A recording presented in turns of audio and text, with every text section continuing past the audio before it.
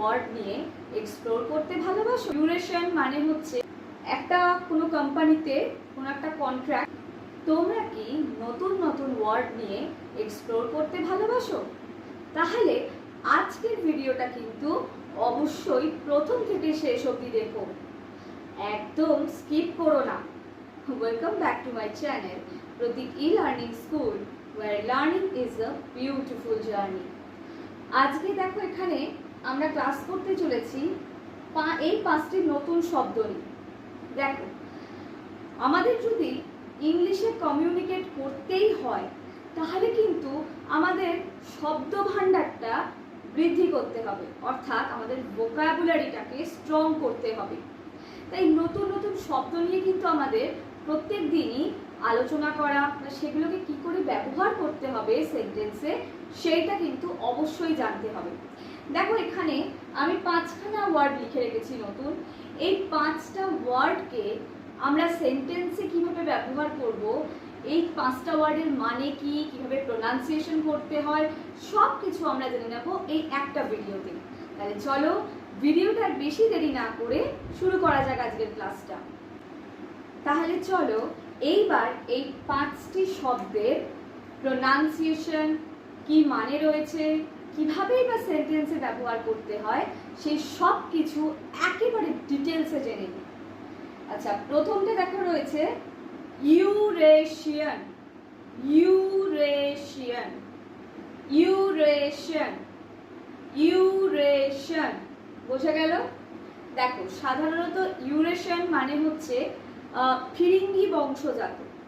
এবার ফিরিঙ্গি বংশজাত বা বিদেশি বংশজাত এর অর্থ হলেও বাংলায়, ইংলিশে এর আরেকটা মানে হয়, সেটা হচ্ছে ধরো সাপোজ কারুর মা এশিয়ান আর কারুর বাবা হয়তো ইউরোপিয়ান, এবং তাদের যে সন্তান তাকে ইউরেশিয়ান বলা হয়, কারণ সেই সন্তান হচ্ছে এশিয়া প্লাস ইউরোপ, দুটো কালচারের মিক্স, অর্থাৎ দুজনেরই mixed of European and Asiatic parentage. যার জন্য আমি মানেটা লিখে দিয়েছি, অর্থাৎ Europe country and Asian country দুটোরই কম্বিনেশন রয়েছে বলে তাকে বলা হয় ইউরেশিয়ান। বোঝা গেল? এইবারে নেক্সট রয়েছে ডেথ ব্লো। কি মানেটা, শব্দটার উচ্চারণ কি? Death blow. ডেথ ব্লো শব্দটা কি? এটি একটি নাউন। ইউরেশিয়ানও একটি নাউন ছিল, এইটাও হচ্ছে একটি নাউন। আচ্ছা, এর অর্থ হচ্ছে সাংঘাতিক আঘাত। মানে ধরো একটা প্রচন্ড জোরে আঘাত হয়েছে, সেই সাংঘাতিক আঘাতটার ইংলিশ হচ্ছে ডেথ ব্লো। মানে সেটা প্রচন্ড সাংঘাতিক, মানে কল্পনাও করা যায় না এরকম একটা সাংঘাতিক আঘাত, সেইটার ইংলিশ হচ্ছে ডেথ ব্লো। আমি প্রত্যেকটা ওয়ার্ডের যে প্রোনাউন্সিয়েশনগুলো রয়েছে, প্রত্যেকটার আমি প্রোনাউন্সিয়েশনগুলো কিন্তু লিখে দিয়েছি। তাহলে তোমাদের কিন্তু যখন তোমরা ইউজ করবে এগুলোকে, তখন তোমাদের প্রোনাউন্সিয়েশন করতেও খুব সুবিধা হবে। আচ্ছা, নেক্সট হচ্ছে দেখো পাংচুয়ালিটি। আমরা মোটামুটি সবাই পাংচুয়ালিটি কথাটার সঙ্গে পরিচিত, তবু আমি তাদের জন্য বলছি যারা জানো না এই ওয়ার্ডটা সম্পর্কে। পাংচুয়ালিটি হচ্ছে একটি নাউন। এবার পাংচুয়ালিটি শব্দের বাংলা অর্থ কি না, সময় নিষ্ঠা। আচ্ছা, এটার প্রোনাউন্সিয়েশনটা কি হবে? Punctuality, punctuality, punctuality, punctuality. It's not punctuality, it's punctuality. বোঝা গেল?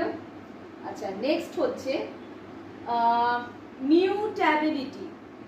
মিউটেবিলিটি, mutability, mute plus ability equals to mutability, mutability. বোঝা গেল? আচ্ছা, মিউটেবিলিটি শব্দটার কি অর্থ? মিউটেবিলিটি শব্দের অর্থ হচ্ছে পরিবর্তনশীলতা, অর্থাৎ যে কোনো জিনিস যেটা পরিবর্তনশীল সেইটার ক্ষেত্রে আমরা এই মিউটেবিলিটি কথাটা ব্যবহার করতে পারি। এটি একটি নাউন। এরপরে দেখো রয়েছে লাস্টেরটা ফ্রাইয়েবল। ফ্রাইয়েবল শব্দের অর্থ কি? ফ্রাইয়েবল শব্দের অর্থ হচ্ছে যেটা চূর্ণ করা যায়। বোঝা গেল? মানে খুব সহজেই গুঁড়িয়ে দেওয়া যায় বা ভাঙা যায়, চূর্ণ করা যায় যেটা। আচ্ছা, এবার এটার প্রোনাউন্সিয়েশনটা কি হবে? ফ্রাইয়েবল, ফ্রাইয়েবল, ফ্রাইয়েবল, ফ্রাইয়েবল। যদি একেবারে উচ্চারণ করতে না পারছো তখন কিভাবে বলবে? Fry plus able, friable, friable. বোঝা গেল? এটি একটি অ্যাডজেক্টিভ। আচ্ছা, এই তো গেল হচ্ছে প্রত্যেকটা সম্পর্কে ছোট করে ডেসক্রিপশন, কিভাবে আমরা প্রোনাউন্স করব, মানে কি সব জেনে নিলাম। এইবার চলো আমরা কি করব, সেন্টেন্সের থ্রু দিয়ে আমরা কিভাবে এই প্রত্যেকটা ওয়ার্ডকে ইউজ করতে হয় সেটা আমরা দেখে নেব। তাহলে চলো দেখে নেওয়া যাক। তাহলে চলো এইবার আমরা সেন্টেন্স দিয়ে প্রত্যেকটা ওয়ার্ডকে ভালোভাবে বুঝে নিই, কিভাবে আমরা সেই ওয়ার্ডগুলোকে সেন্টেন্সে অর্থাৎ এক্সাম্পলের থ্রু দিয়ে শিখতে পারি। দেখো প্রথমটা কি ছিল? ইউরেশন। ইউরেশন, ইউরেশনের এক্সাম্পলটা কি রয়েছে দেখো।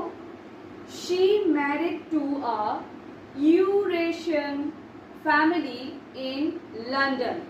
She married to a Eurasian family in London. এটা গেল প্রথম এক্সাম্পল। এরপরে দেখো 2 নম্বরটা রয়েছে কি? Death blow. ডেথ ব্লো এর এক্সাম্পলটা কি রয়েছে দেখো। Losing the contract was a death blow for us. অর্থাৎ একটা কোনো কোম্পানিতে কোনো একটা কন্ট্রাক্ট, সেটা হয়তো সেই কোম্পানি পায়নি বা সেই কোম্পানির এমপ্লয়িরা পায়নি, সেই ক্ষেত্রে কি হচ্ছে না, তাদের কাছে সেটা সাংঘাতিক আঘাতের সমান। তো সেই জন্যই বলছে losing the contract was a death blow for us. অর্থাৎ সেই কন্ট্রাক্টটা না পাওয়ায় সেটা আমাদের কাছে কি ছিল না, একদম ডেথ ব্লো, একটা সাংঘাতিক আঘাত ছিল সেটা আমাদের জন্য। এরপরে দেখো 3 নম্বরটা রয়েছে পাংচুয়ালিটি। পাংচুয়ালিটি, পাংচুয়ালিটির এক্সাম্পলটা কি রয়েছে দেখো। Punctuality is the principal cause of success. অর্থাৎ পাংচুয়ালিটি হচ্ছে কি না সাকসেসের প্রধান কারণ। এখানে প্রিন্সিপাল কজ, প্রিন্সিপাল কথাটার অর্থ হচ্ছে এখানে প্রধান কারণ। বোঝা গেল? Punctuality is the principal cause or main cause of success. সফলতার প্রধান কারণ হচ্ছে পাংচুয়ালিটি। বোঝা গেল? এরপরে দেখো রয়েছে মিউটেবিলিটি। মিউটেবিলিটির যদি আমি উদাহরণ দিই, দেখো কি দিয়েছি। You should explore the mutability of life. অর্থাৎ প্রত্যেকের জীবনই আমরা জানি পরিবর্তনশীল, জীবন কখনো এক জায়গায় থেমে থাকে না, তাই তো? সেই হিসাবে সাপোজ আমি যেন কাউকে একটা এটা পরামর্শ দিচ্ছি, যেন সে পরিবর্তন জিনিসটাকে খুব একটা অ্যাকসেপ্ট করতে পারছে না, তখন আমরা বলতে পারি বা তখন আমি যেন বলছি যে you should explore the mutability of life. অর্থাৎ লাইফের যে পরিবর্তনশীলতা, এটাকে আরো বেশি করে এক্সপ্লোর করা উচিত, আরো বেশি করে জানার চেষ্টা করা উচিত, আরো নতুন কি কি পরিবর্তন হতে পারে সেটা নিয়ে আরো ভেবে দেখা উচিত, আরো কি বলবো, আরো জানার চেষ্টা করা উচিত। বোঝা গেল? এরপরে হচ্ছে 5 নম্বরটা হচ্ছে ফ্রাইয়েবল।